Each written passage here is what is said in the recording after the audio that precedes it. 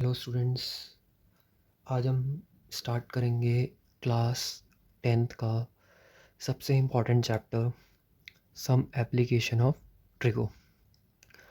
ये हमारी introduction to trigo का सेकंड पार्ट है। बेसिकली ये हमारी एक क्या है, वर्ड प्रॉब्लम्स है ट्रिगो की, जिसका एक क्वेश्चन तो 100% एग्ज़ाम में आएगा।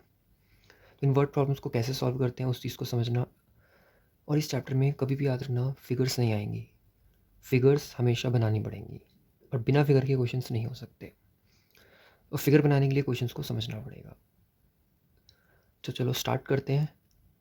सम application of trigo class 10th। अब इस चैप्टर के अंदर हमारे पास ना दो कंसेप्ट होते हैं, एक होता है एंगल ऑफ एलिवेशन, एक होता है एंगल ऑफ डिप्रेशन। दो ही टाइप्स के क्वेश्चन चलेंगे, angle of elevation and angle of depression. अब ये एंगल ऑफ एलिवेशन और ये एंगल ऑफ डिप्रेशन होता क्या है। देखो, एलिवेशन का मतलब होता है, फॉर एग्जांपल अगर हम सपोज करो ये एक टावर है या कोई भी आप कह लो कोई भी बिल्डिंग है। अगर हम किसी बिल्डिंग या टावर को नीचे खड़े होके ऊपर की तरफ देख रहे हैं, सपोज करो नीचे खड़े होके यहाँ पर खड़े होके ऊपर की तरफ देख रहे हैं,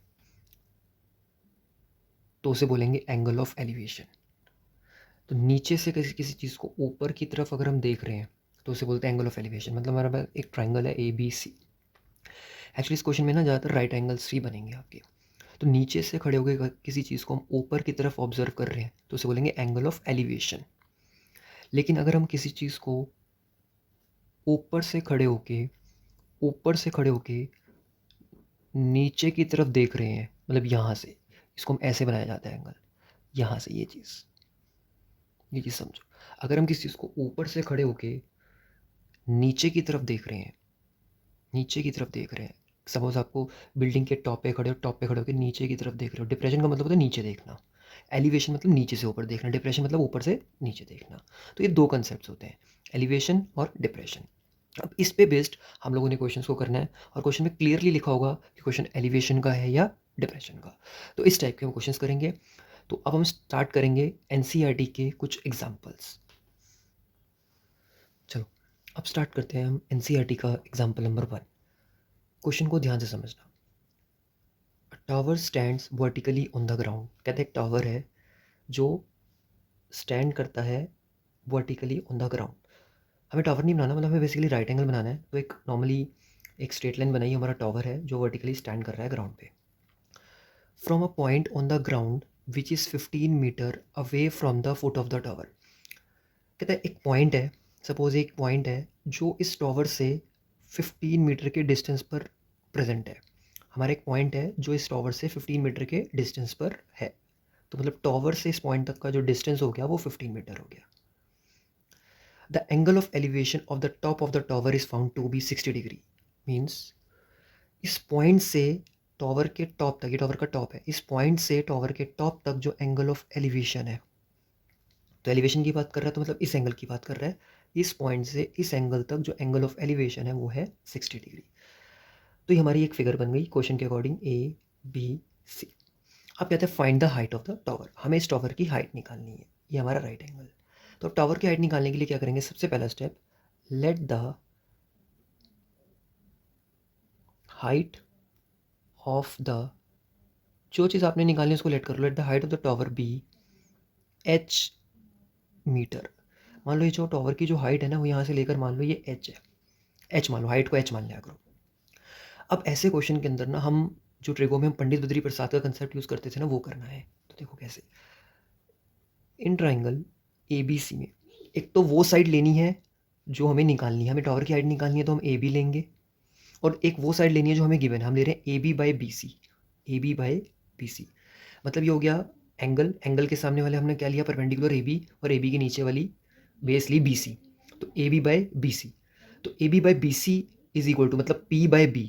अब जो P/B होता है हमारा, तो P/B क्या होता है, देखो मैं दोबारा रिकॉल करवा रहा हूँ। पंडित बद्री प्रसाद हर हर बोले, हर हर बोले पंडित बद्री प्रसाद, राइट। तो देखो, तो पंडित बद्री प्रसाद हमने पढ़ा था साइन कॉस और ये टेन। अब साइन का फॉर्मूला हमने यहाँ पे पढ़ा था P by H, cos theta का फॉर्मूला पड़ा था बी बाई एच, और टेन थीटा का फॉर्मूला पड़ा था पी बाई बी। ज़्यादातर हम टेन यूज़ करेंगे, ज़्यादातर हम पी बाई बी। तो पी बाई बी क्या होता है, टेन।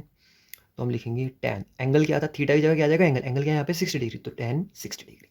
अब ए बी हमारे पास क्या थी, एच, जिसको हमने हाइट माना हुआ था, और बी सी क्या हो गई, बेस मतलब 50। अब टेन 60 की वैल्यू अगर हम टेबल में देखें, टेन 60 की वैल्यू होती है √3।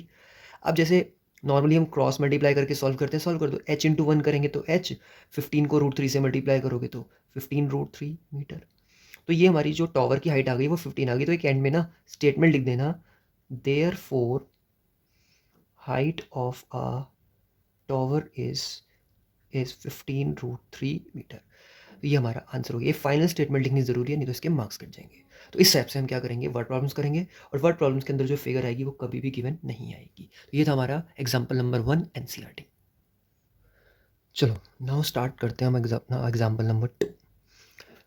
An electrician has to repair an electric fault on a pole of height 5 metre. कह रहा है इलेक्ट्रीशियन है जिसको एक पोल पे चढ़कर फॉल्ट को रिपेयर करना है, और जिस पोल की जो हाइट है वो 5 मीटर है। मान लो ये पोल है हमारे पास, इस पोल की जो पूरी यहाँ से लेकर नीचे तक जो टोटल हाइट है वो है 5 मीटर। अब इलेक्ट्रीशियन को रिपेयर वर्क करना है, she needs to reach a point 1.3 metre below the top of the पोल।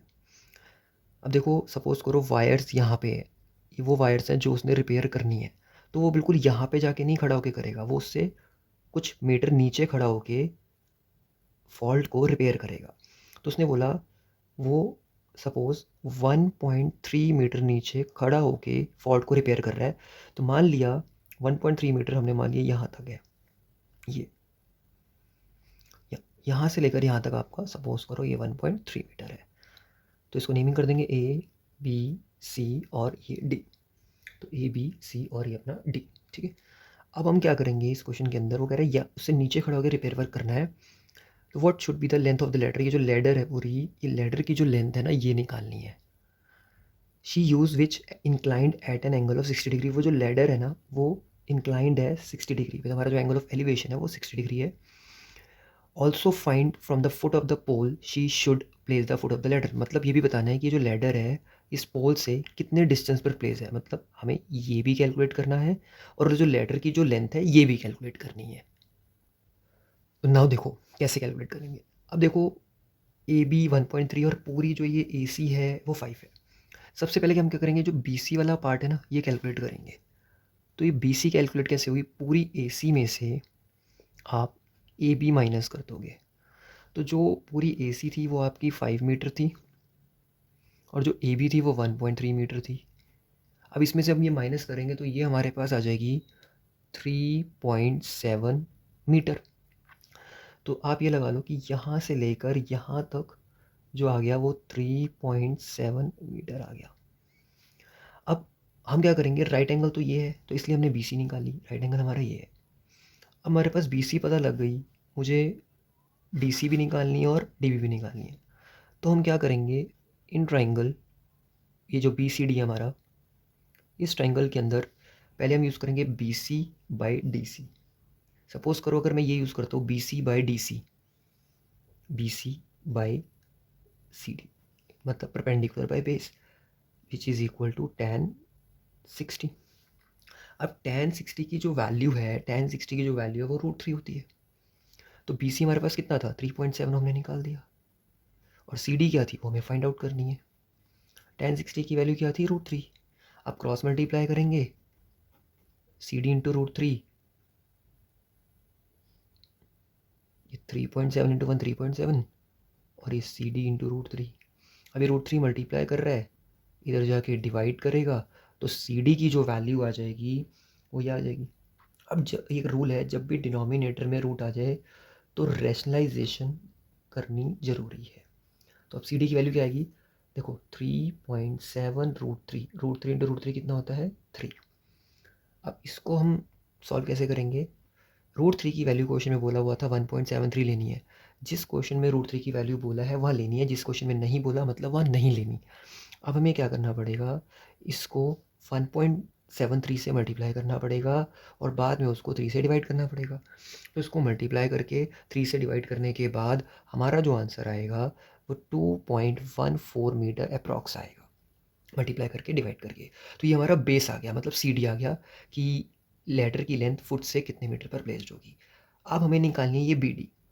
तो BD के लिए क्या लेंगे, फिर दोबारा अगेन इन ट्राइंगल BCD में हम क्या लेंगे, अब हम लेंगे इस क्वेश्चन के अंदर BD हम ले लेते हैं एक BC हमारे पास कितनी थी आपको पता ही है 3.7, तो BC अपॉन BD। अब हम लेंगे P/H, ये P है और ये H है, तो BC/BD।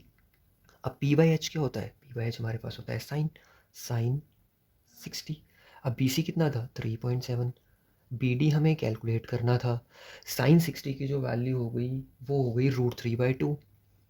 अब क्रॉस मल्टीप्लाई करते हैं तो 3.7 इंटू 2, इधर से BD इंटू √3, तो 3.7 इंटू 2 √3 मल्टीप्लाई कर रहा है, इधर जाके डिवाइड करेगा। वही सेम हमें क्या करना है, रेशनलाइज करना है। रेशनलाइज कैसे करना है, √3 से ऊपर नीचे मल्टीप्लाई कर देना है। मल्टीप्लाई करने के बाद हम क्या करेंगे, इसको सॉल्व कर देंगे। तो 3.7 इंटू 2 अपॉन √3 से जब हम मल्टीप्लाई करेंगे, मल्टीप्लाई करने के बाद जो हमारा क्वेश्चन का आंसर आएगा, तो देखो अब हम क्या करेंगे, 3.7 को जब हम मल्टीप्लाई करेंगे कितना आ जाएगा, ये आ जाएगा हमारा 7.4 इंटू √3, और नीचे √3 इंटू √3 3 होता है। अब क्या करेंगे, √3 की वैल्यू डाल देंगे। जब √3 की वैल्यू डालेंगे तो वो कितनी आएगी, 1.73 अपॉन 3। अब इन दोनों को मल्टीप्लाई करके जब 3 से डिवाइड करेंगे तो हमारा आंसर आ जाएगा 4.2 मीटर अप्रॉक्स। तो इसका मतलब जो लेडर की लेंथ हो गई वो हमारी कितनी हो गई है, देयरफॉर ऐसे लिख दोगे, length of the ladder is 4.28 metre. तो क्वेश्चंस को ऐसे करना है। चलो अब हम स्टार्ट करते हैं अपना अगला एग्जाम्पल। तुम्हारा जो अगला एग्जाम्पल है वो है, an observer 1.5 metre tall is 28.5 metre away from the chimney. Means देखो, सपोज करो ये एक ऑब्जर्वर है, ऑब्जर्वर मतलब कोई भी बॉय और गर्ल है जो 1.5 मीटर टॉल है। तो कह रहा है एक ऑब्जर्वर है 1.5 मीटर टॉल जो चिमनी से 28.5 मीटर दूर है। मान लो ये हमारी एक चिमनी है, ये ऑब्जर्वर इस चिमनी से मतलब यहाँ से 28.5 मीटर अवे है। तो यहाँ से यहाँ तक हमारी जो लेंथ है ये पूरी 28.5 मीटर है। ऑब्जर्वर की हाइट 1.5 है। The angle of elevation of the top of the chimney from her eyes, मतलब ऑब्जर्वर की आइज यहाँ पे है, इस पॉइंट से चिमनी के टॉप तक जो एंगल ऑफ एलिवेशन है वो 45 है। तो यहाँ से हम एक लाइन खींच देंगे, तो यहाँ से लेकर यहाँ तक उसका जो एंगल ऑफ एलिवेशन है वो 45 है। तो इसको नेमिंग कर दो A, B, C, D और E। अब अगर ये 1.5 है तो समझो यहाँ से यहाँ तक भी 1.5 ही होगा, ये दोनों इक्वल होंगे। अब कह रहे हैं find the height of the chimney. Chimney पूरी यहाँ से लेकर यहाँ तक है जो हमें फाइंड करनी है, मतलब हमें AC की लेंथ फाइंड करनी है। तो AC कैसे आएगा, देखो अगर हम ये AB निकाल दे ये, और अगर हम इस AB को निकाल के बाद में इस AB और BC को ऐड कर दे तो पूरी AC आ जाएगी। तो हमने क्या करना है, पहले AB निकालना है, फिर बाद में इस AB और BC को ऐड कर देना है, तो पूरी AC मतलब हाइट ऑफ द चिमनी आ जाएगी। तो देखो हम ट्राइंगल लेंगे ABE, हमेशा राइट एंगल्स लेने हैं। तो इन ट्राइंगल ABE में हम लेंगे AB जो हमें निकालनी है upon BE is equal to, देखो अब ये 28.5 है तो यहाँ से लेकर यहाँ तक भी 28.5 मीटर होगा। अब हमें ये परपेंडिकुलर निकालना है AB और बेस हमें BE पता है, तो P/B हमें पता है क्या होता है, tan 45। अब AB हमें कैलकुलेट करना है, BE हमारे पास है 28.5 मीटर, tan 45 की वैल्यू होती है 1। अब ये डिवाइड कर रहे हैं, यहाँ जाके मल्टीप्लाई करेगा तो जो AB की वैल्यू आ जाएगी 1 इंटू 28.5, तो AB is equal to 28.5 metre. तो ये AB आ गया, लेकिन हमें क्या निकालनी है, हाइट ऑफ द चिमनी। तो देयरफॉर हमारी जो हाइट ऑफ द चिमनी हो जाएगी वो कितनी हो जाएगी, height of the chimney is 28.5 plus इसको और पूरी 1.5 ऐड कर दो, और जब हम इसको ऐड करेंगे तो ये हमारा कितना आ जाएगा 30 मीटर। तो हमारी जो हाइट ऑफ द चिमनी हो गई वो कितनी हो गई 30 मीटर।